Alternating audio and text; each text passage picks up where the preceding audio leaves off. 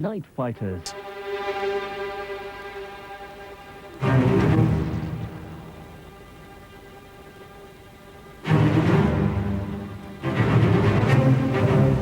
Hundreds of planes were there. The town was lighted. It was like hell, like Dante's hell. And he got me. The plane was burning, and I told him, "Go get out, get out." He called up and said, "I've lost him." But I knew what had happened, and I said, "Take evasive action, but fast. I think he's behind you." For the first time, the guns were given their own airspace. The first 10,000 yards offshore was now gun territory. And sadly, Berlin wasn't a burner like Lubeck and Rostock. They were great burners. One cannot imagine what it was then. It was a noise of hell. 2 million men and women fought the night air war in Europe, as bombers, as fighters, technicians and gunners. They pushed new technologies to their limits. They faced danger and death. And to all of them belongs the title Night Fighters. This program tells the story of the Hunters, the fighter crews who fought a lonely battle to bring the bombers down. Over Great Britain, night settles down.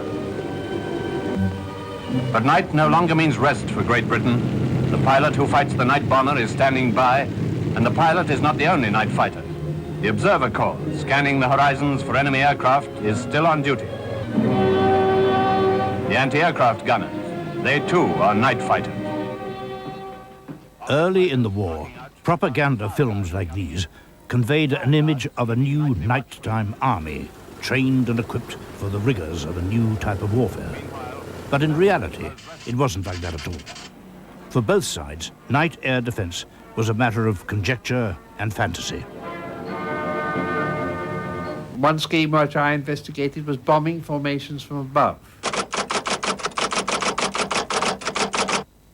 The enemy was supposed to come in formation, and the fighter aircraft or the defense aircraft flew above them, measured the range, then dropped a bomb which had a radio link in it, and when the echo from the bomb, which you saw traveling down the time base, coincided in range with the formation above which you were flying, you pushed the button and it blew up the bomb. But in fact, that's not the only scheme there was to defending this country. In the end of the First World War, when they'd had problems intercepting Zeppelins, because it proved quite difficult to intercept Zeppelins, there was a scheme for lighting up a strip of the countryside, say about 100 miles long and 20 miles wide, with electric light. So this would just be turned on in defense, and the fighter aircraft would then see the enemy aircraft and intercept them in this light.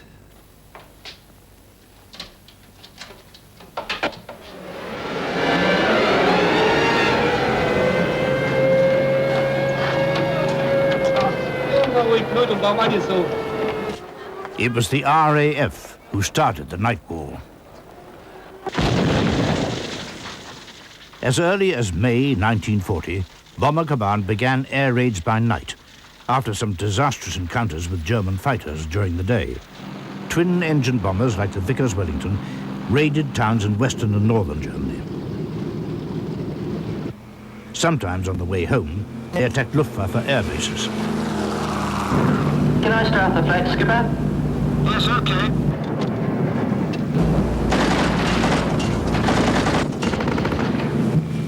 One young German pilot stationed in occupied Denmark thought he'd do something about it. Und das fand ich so beschämend als Jagdflieger, wenn Bomber kommen, wegzulaufen, in einen Graben springen und Kopf einziehen. Das ist doch keine Jagdfliegerei. Und er sagte mir, wenn die Engländer nachts fliegen können und Bomben anwerfen können, dann müssen wir auch fliegen können und sie angreifen können. Falk had learned of a rudimentary early warning radar system called Freya. He began to work out how the night raiders could be stopped. Und da habe ich dann ein Gitternetz entworfen über der Nordsee mit der Überlegung, wenn die Engländer kommen, dann können wir ja rechtzeitig rausfliegen auf See. Und wenn sie zurückfliegen, kann das Freiergerät uns aufgrund dieses Gitternetzes den jeweiligen Standort durchgeben und wir können dort in die Gegend fliegen. Und dann möchte ich sagen, den bösen Feind gen Westen verfolgen, denn da wurde es ja immer heller. Wir haben es, glaube ich, 1- oder zweimal geübt und da kam wieder. Die Engländer, die waren eigentlich noch nicht fertig ausgebildet, aber die flogen so frech tief über unseren Platz und schossen auf unsere Maschinen, dass ich einfach Mut kriegte und zu den anderen sagte, rein in die Maschinen hinterher.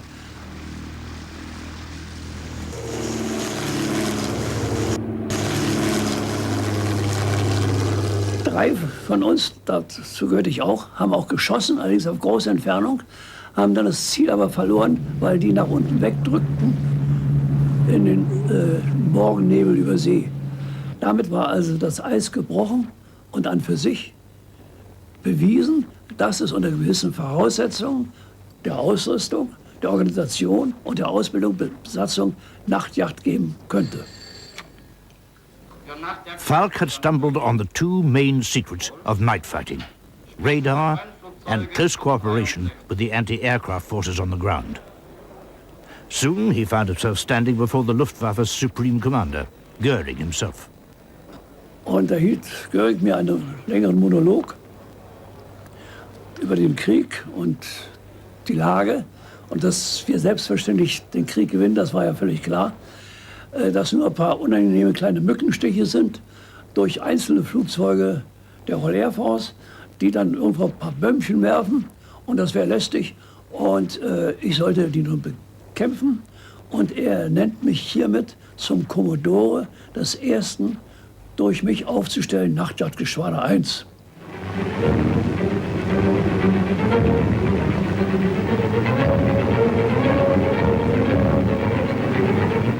In August 1940, meanwhile, the Luftwaffe launched its own bomber offensive against England, and the result was the Battle of Britain.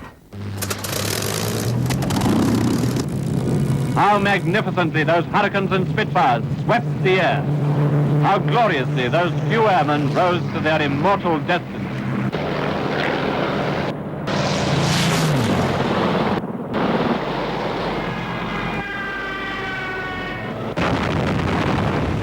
The huge losses suffered in the first daylight raids, in turn, forced the Germans to take refuge in the night.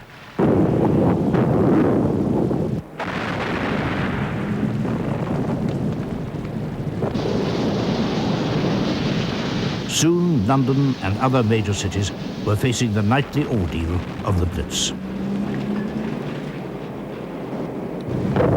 The night is long, but sooner or later the dawn will come. The German bombers are creatures of the night. They melt away before the dawn and scurry back to the safety of their own airdromes. Like their German counterparts, the first RAF night fighters had to learn fast and learn from scratch. A new kind of air warfare and a new kind of air warrior were being created almost by accident. And my very first combat, successful one that night, was as a result of following a searchlight shining on a cloud. I came up underneath this aircraft, not knowing what it was at all, and saw the exhaust flames, the first thing. I always aimed to come in from beneath because you had to identify your target, and the only place you could be to identify it at night was vertically beneath.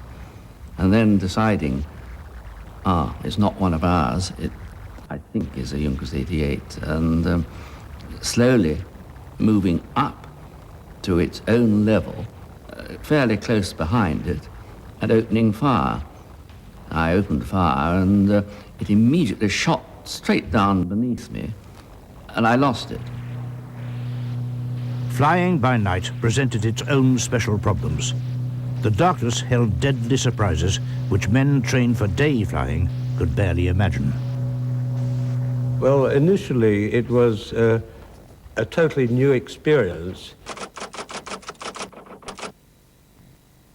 The feeling one got was that any small turn in one direction or a climb or descent, one had to concentrate very intensively on the instruments, because the action of the inner ear gives you the false impression that you may be turning when you've actually recovered from the turn, and you feel that you're actually turning the other way, although looking at your instruments are telling you you're flying straight and level.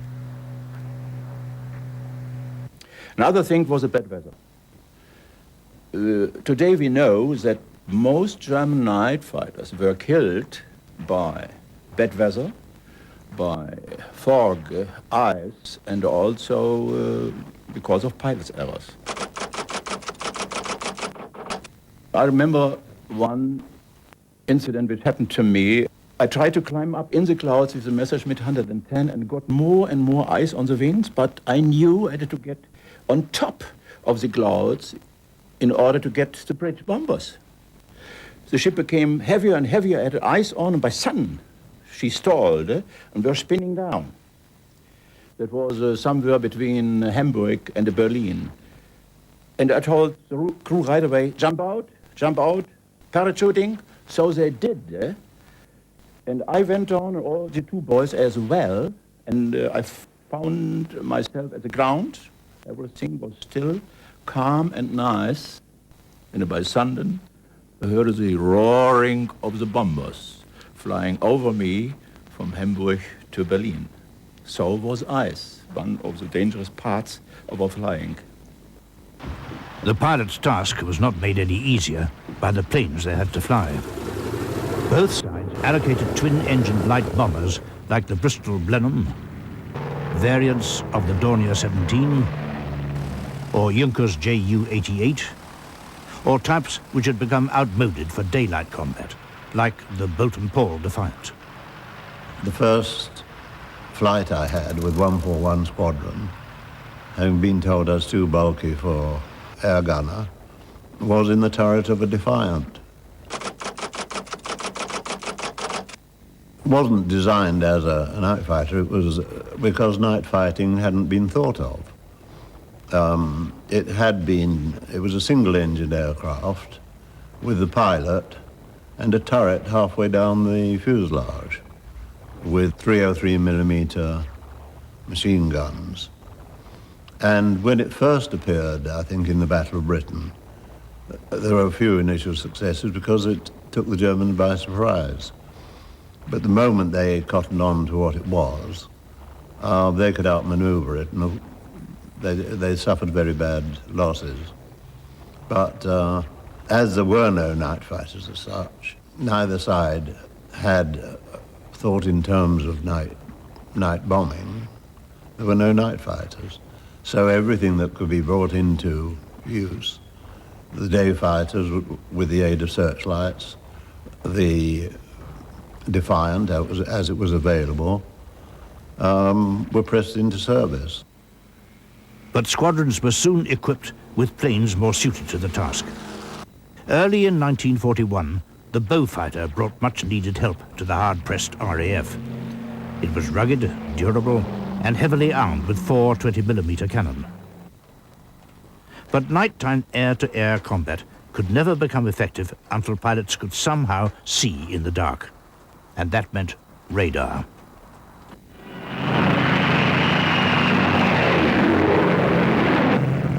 The RAF had already made great use of radar in the Battle of Britain. Radar detects aircraft by sending out radio waves and measuring the time it takes for a return signal to bounce back. The first British system was called Chain Home. It worked well enough in picking up large formations in daylight. Now, when it came to the night, it was a very, very different matter. It was one fighter versus one target. And in those days, the rule of engagement was that you had to identify your target before you shot at it, which meant that the fighter had to get very close indeed. So how do we do it? First of all, we had to have a much better radar. We had to have a radar that would concentrate on one target. We had to have a fighter which needed a radar in the nose to get near enough to comply with this strict rule of you must identify. Scientists were now working on an airborne radar to be carried inside the plane. The British version was called Airborne Interception, or AI. The Germans were not far behind. The main problem on both sides was not so much technical as one of attitude. The problem of night interception was not properly investigated. It was never foreseen how difficult it would be. And I think the explanation was that the thing looked at from the pilot's point of view. He understood how if he could be guided to within optical range of an enemy aircraft in daylight, then he could spot it, intercept it, and shoot it down. And that's a perfectly clear thing, and that is what happened in the Battle of Britain. But when it came to night interception, I think in their minds they thought, we could do the same thing if only we could see in the dark. And when they were told that there was an instrument called AI, which had a range of 3 or 4 miles in the dark, I think they felt they could do the same sort of operations they did during the day because now they could see in the dark. And this, of course, is a great illusion.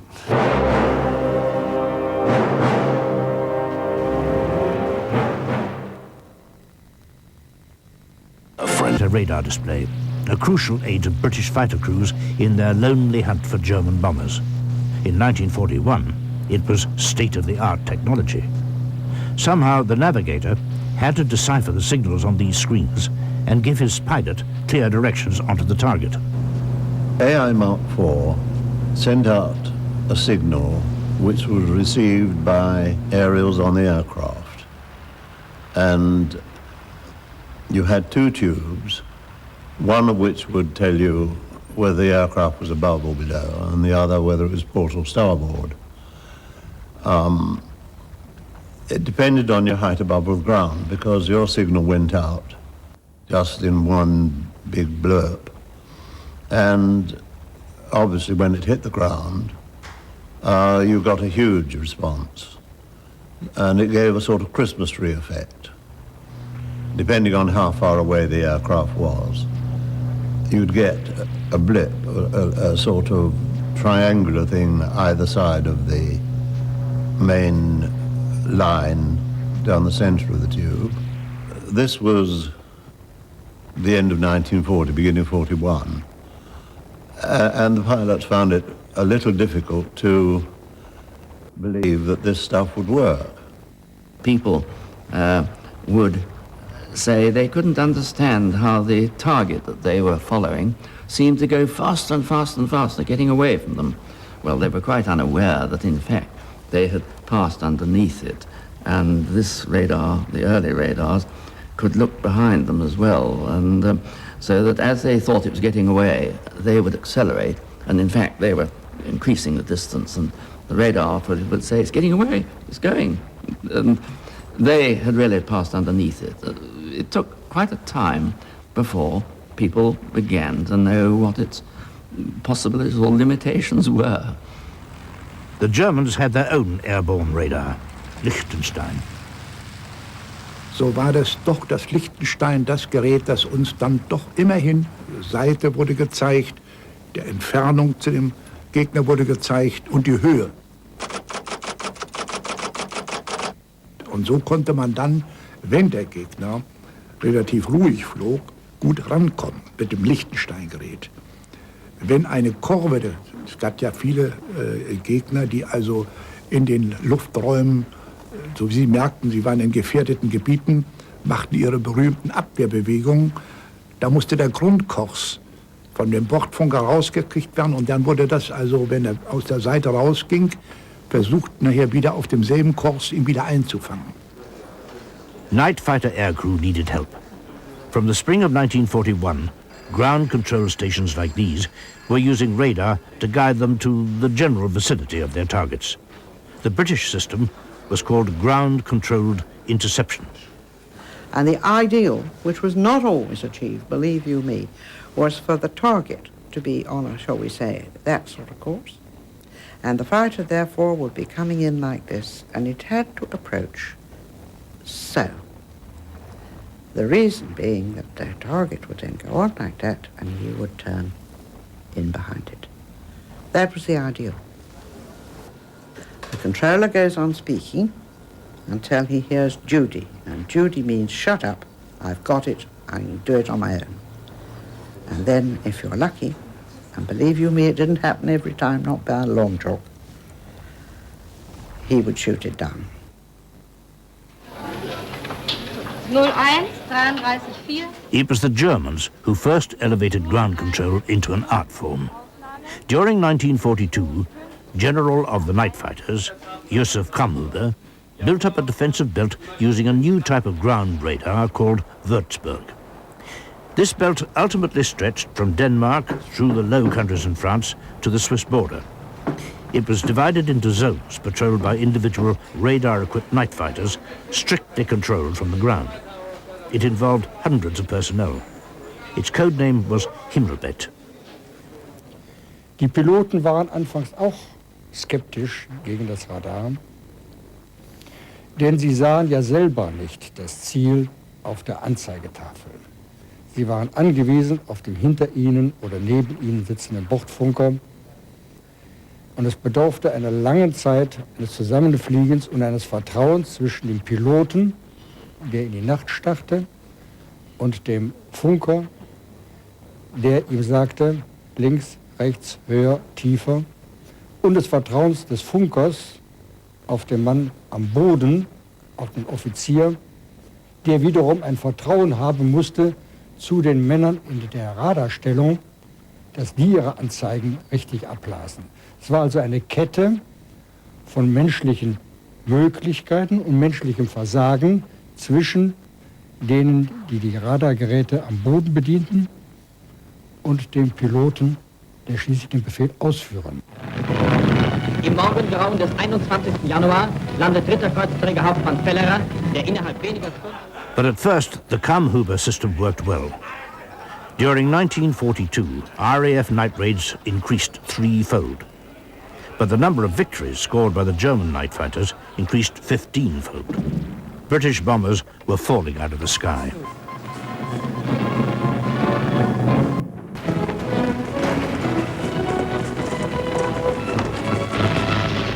Somebody had to guide you to that foreign plane, and then Liechtenstein was helping in the beginning, or if you have good night vision, then you saw it by sun on a distance of half a mile, I would say. Then you have to go down immediately. Why? The sky above you is always a little bit lighted by the stars, by the moon, or by north light, or by dawn. And the ground is dark. So tactical-wise, you have to go down and then close in again, ready for shooting, and then we were fast going behind him. This was a dangerous moment, because the gunner also was looking on you. And in some cases, they got me before I had the chance to shoot him.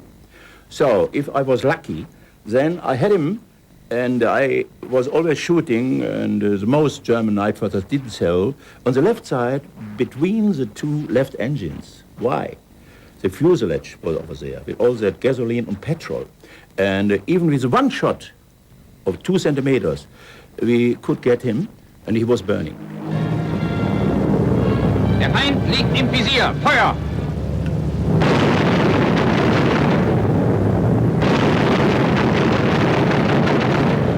Auseinandergerissen stürzt der Brite ab. Wieder liegt eine Maschine in günstiger Schussposition.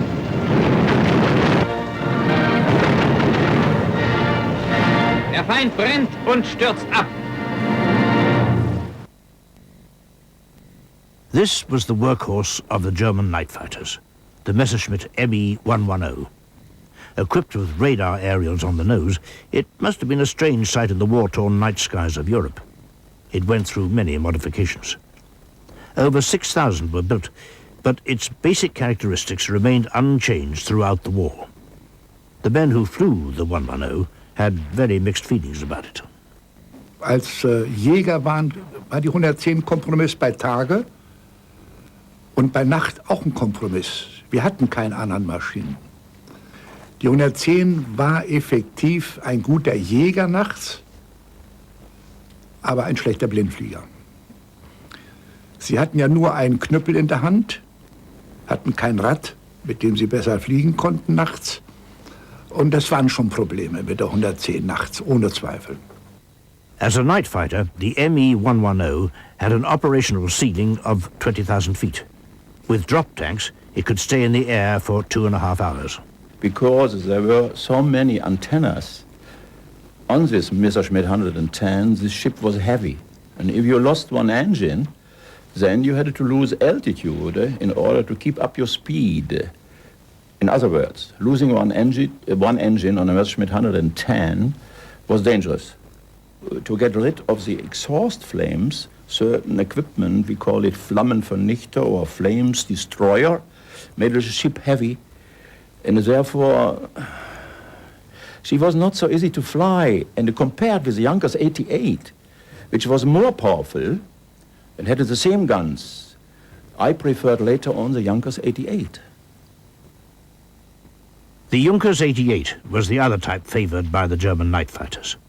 With an operational ceiling of 29,500 feet and a cruising speed of 280 miles an hour, it could outperform the ME-110.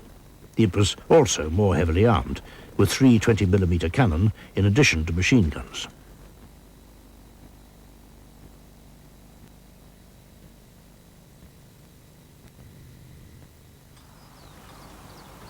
For the RAF night fighters, meanwhile, 1942 was also an eventful year.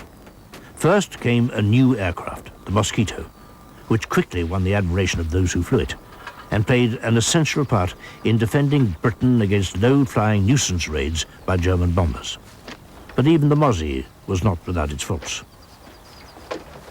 The only disadvantage to the Mosquito was that it had water-cooled engines, and the radiators were between both engines and the fuselage, and as we always had to come in close behind before to shoot at anything at night, bits and pieces that flew off the target, usually, or in many cases, small lightweight bits would puncture the radiator.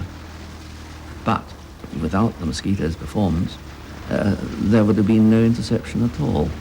So the Mosquito was a delight to fly, and of course your radar operator sat beside you, and I could look at his tube if he removed the visor, which I asked him to on occasions. Whereas in the Beaufighter, the radar operator sat way behind you, and you had all the guns between he and you, or the barrels of the guns and so on. So the Mosquito was vastly superior from effectiveness and crew positioning. Next came extraordinary advances in airborne radar. The AI Mark 7 worked on a 10-centimeter wavelength, revolutionary at the time, which meant greater accuracy and a single-screen display. Ultra-short-wave radar had been in development since 1940. Its secret lay in a unique electronic valve. You see, the great advantage of centimeter waves, which depended on the invention of the magnetron, which was done in 1940, was that they could produce a narrow beam, whereas a meter wave AI on 1.5 meters, which was AI and ASV, were all on 1.5 meters, you got this big reflection from the ground, and you couldn't see anything at a greater range than your height above ground. So if you're at 15,000 feet, your range was permanently limited to 3 miles. But if you used centimeter waves with a directive dish and a narrow beam, then you could direct the beam forward to the enemy aircraft and not to the ground. And that was a tremendous advance. 1942 also brought changes to the RAF bomber offensive against Germany. New tactics, new aircraft, and new technology slowly began to overwhelm the Luftwaffe's night defense system. But the moment of truth was to come the following summer. Hamburg.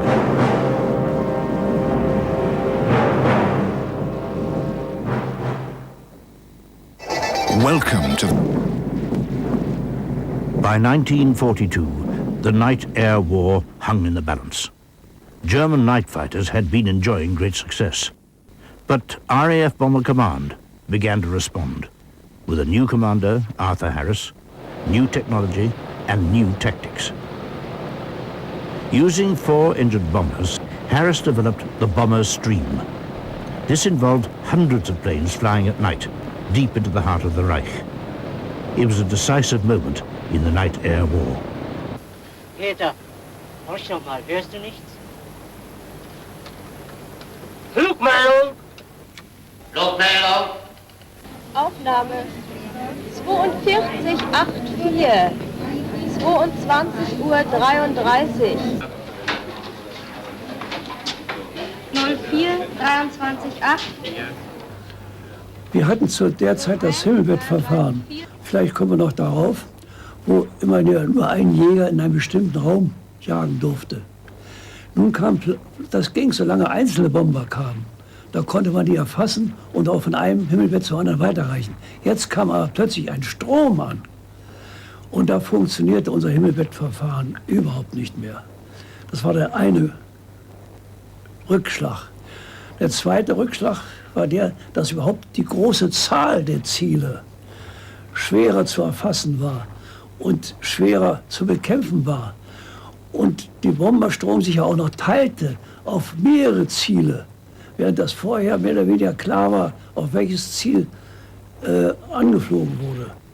For the commander of the German night defenses, Josef Kammhuber, the solution to his problems seemed self-evident.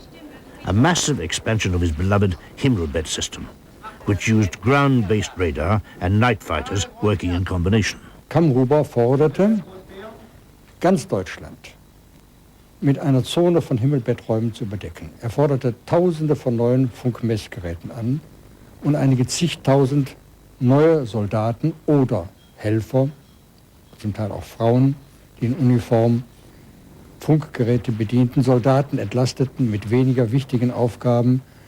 Ganz Deutschland sollte mit einer solchen Zone überzogen werden und nicht nur Deutschland, Holland, Belgien, Teile von Frankreich, Teile von Dänemark, Italien, Nordafrika, überall, wo die deutschen Truppen kämpften und von den alliierten Luftwaffen bei Tag und Nacht angegriffen werden sollten.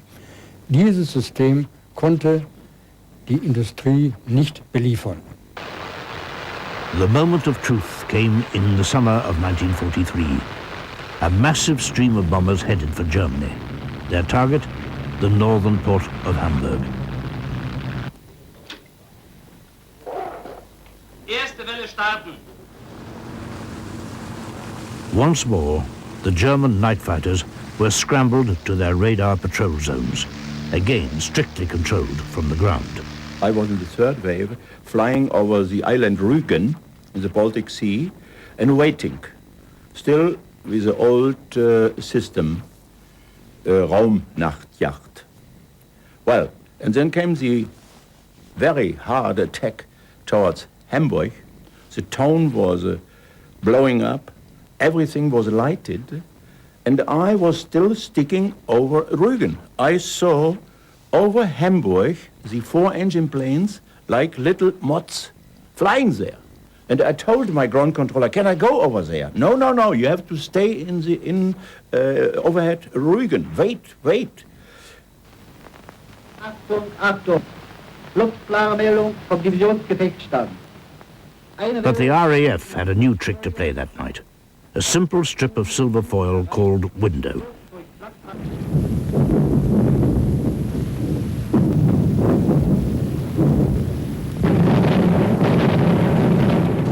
Dropped by the millions, window jammed the German radar and threw the defenses into chaos. Hamburg was devastated.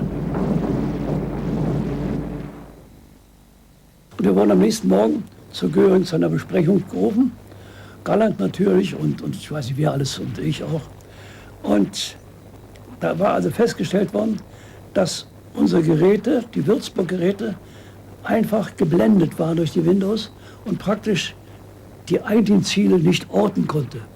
Daher also auch die Nachtjäger möchte ich sagen, wie früher im Dunkeln tapsten mussten und versuchten, so jemanden zu finden. Daher waren die Erfolge sehr gering. Die Zerstörung in Hamburg war gewaltig. Die Menschenverluste riesig durch die Feuerstürme, die sich dort entwickelt hatten, weil die Leute auf der Straße durch den Luftzug weggerissen wurden, verbrannten.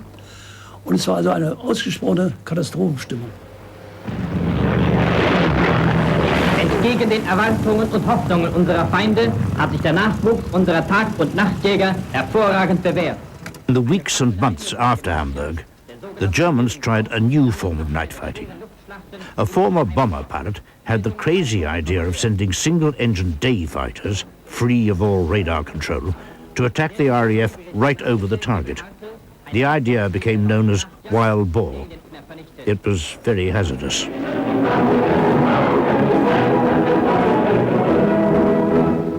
I saw the first searchlights going up, and then also the first bomber caught in the searchlight. Now I was in the turmoil there. There was a flag that fired also from all cannons. You see, there were 1,000 cannons in Berlin, and the commander of the whole flag artillery, General Oberstweise, refused to stop the flag and to refrain it to lower heights where they could hit better, and let us the chance to chase after the bombers in the higher altitudes. But this, of course, didn't function for the first time. So there were many, there were searchlights, and there were the bombers, and there were the fighters, all in that turmoil. And we deserved by this system the fine name Wild Boar, or Wilde Sau. When a short Sterling shot me down, and the gunner hit me, and my plane was in flames over Berlin on the 23rd of August, 1943. Hundreds of planes were there. The town was lighted. It was like hell, like Dante's hell. And he got me. The plane was burning, and I told the crew, get out, get out. One radio operator could not get out, as I heard later on. One jumped out, and I was hit. I was wounded on my left leg. I jumped out, but then I was falling against the elevator. I was hanging around the elevator, and the ship was spinning down, 1,000 feet, 2,000 feet. It was terrible, tell you. It was terrible. And at that time, what is a young soldier doing? Then I cried, Mutter, Mutter, help me. Mutter, mother, help me. By any circumstances, I came free, and I landed somewhere. I was unconscious. I was wounded, and I found myself later on in the hospital. That was a terrifying situation, tell you frankly. Meine Kameraden, Sie haben... Wild Boar fired a resurgent spirit amongst German night fighters. It came at a crucial time. Little did they know it, but the RAF night fighter force was about to hit them hard. The net was closing in. Diesem harten Einsatz, Hals- und Beinbruch. By the end of 1943, a special bomber support unit of night-fighting mosquitoes was beginning to harass the Luftwaffe air defenses away from the main bomber stream. The mosquitoes were equipped with a homing device called Serrate, which could read the signals of the airborne Liechtenstein radar. The night war was entering a new and even more deadly phase. Well, we had an intensive briefing before each sortie that we undertook in 100 Group. And this briefing was very extensive. It usually started with an intelligence briefing, which was very thorough. It gave the deployment of all the German radar stations, the beacons that were operating for their own night fighters, any changes in anti-aircraft gun positions, if there were searchlights being used and in what places. We would be given usually known assembly points for the German night fighters, usually about 40 miles or so away from the bomber stream. And we would go along hoping to pick something up and shoot it down before it got to the bombers. Our squadron, 157, our score was, once we were in 100 group, was 36 enemy aircraft, and we only lost 7, one of which was shot down by one of our own blokes.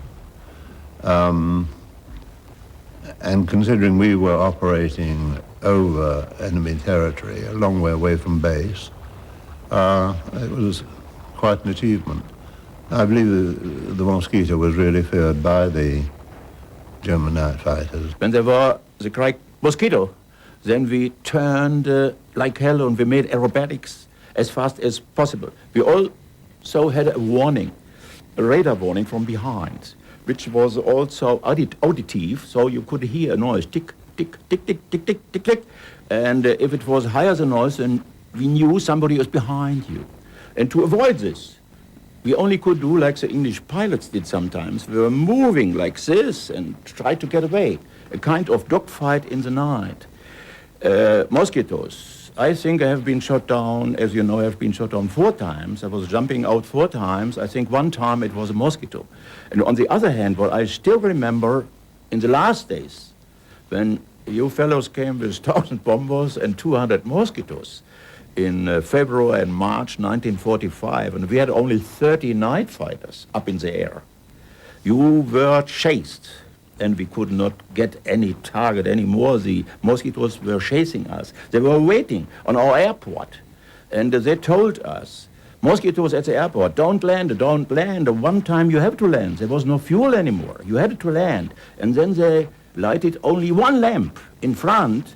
And so I landed in München, Oberschleißheim. It was in the last days of the war, very deep, very low, and just using the brakes after landing. And at that time, I saw the fire already coming from that Mosquito behind me, and we were running away, and we survived. But many boys did not survive. They have been got by the Mosquitoes during landing and during takeoff in the last months of the war. By the end of 1944, the Luftwaffe was in dire straits.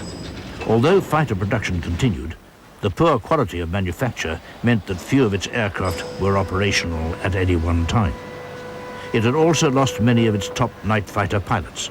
For example, the Commodore of NJG-3, Helmut Lent. Having shot down a staggering total of 110 bombers, he was killed by engine failure. Das hat uns alle sehr geschockt. Erstmal war er ja ein bekannter und hervorragender Nachtjäger.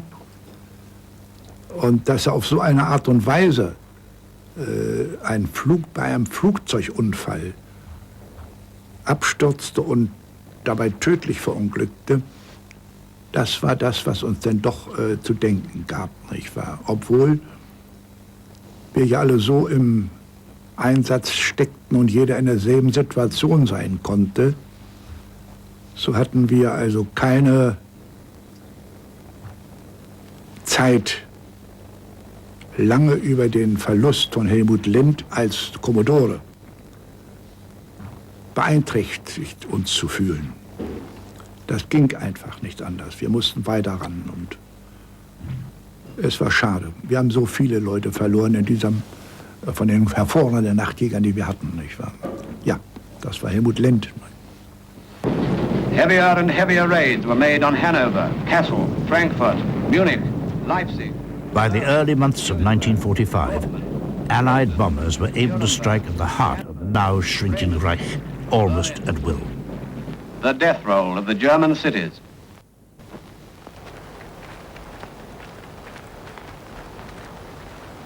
Ohne Zweifel ist in den ersten Monaten 1945 das Chaos über unseren Städten immer schlimmer geworden. Aber es wurde auch noch geflogen. Und es ist nicht so, dass die Resignation jetzt bei all den Piloten und Bordfunkern und Bordschützen so weit war, dass man also sagte, nun brauchen wir gar nicht mehr zu fliegen, ist sowieso alles sinnlos. Das gab es nicht.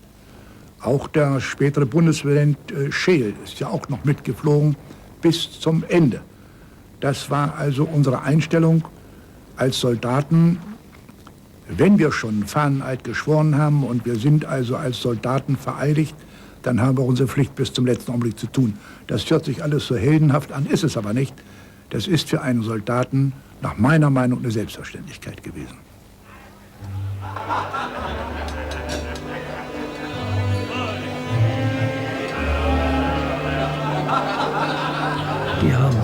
Die sind nicht für Hitler geflogen. Die sind geflogen, um ihre Familien vor weiteren Bombenangriffen weitgehend zu schützen.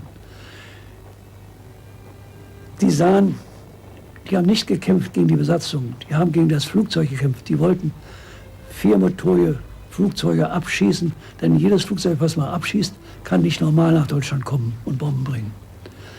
Das waren Idealisten, die mit Verbissenheit bis zum bitteren Ende aus diesem Grunde auch gekämpft haben.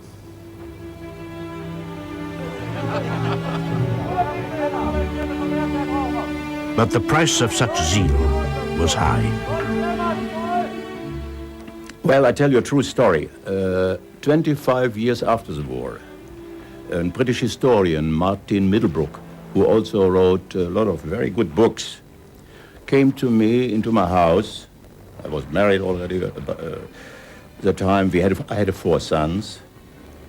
And he asked me about the attack in Peenemünde, where the Germans were building these rockets.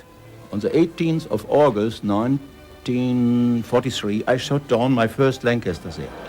He gave me the list of the crew. Pilot officer, 23. Navigator, 19. Gunner, 18.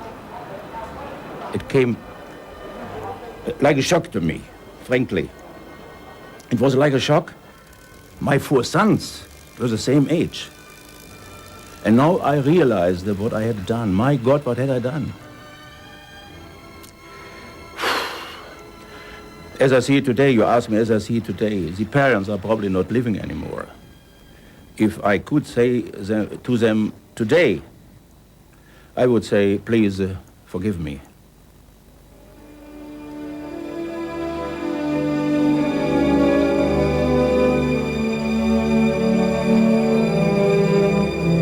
Night Fighters continues on Discovery Channel at the same time tomorrow. Discovery continues in the air next tonight with Wings.